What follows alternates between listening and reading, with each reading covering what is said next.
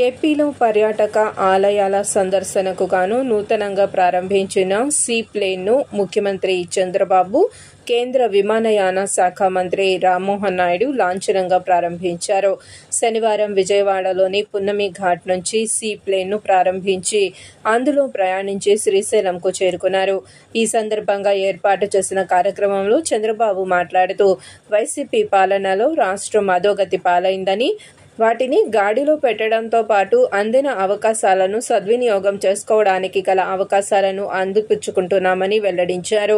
అందులో భాగంగా పర్యాటకంగాను, ఆలయాల సందర్శనకు గాను ముందెన్నడూ లేని విధంగా తొలిసారి సీ ప్లేన్ను ప్రారంభించడం గర్వంగా ఉందని అన్నారు.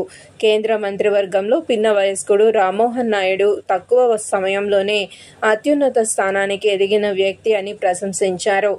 సీ ప్లేన్ ప్రయాణం కొత్త అనుభూతిని కలిగిస్తుందని అన్నారు. రానున్న రోజుల్లో పర్యాటక రంగం ఆర్థికంగా ప్రధాన పాత్ర పోషించనుందని తెలిపారు.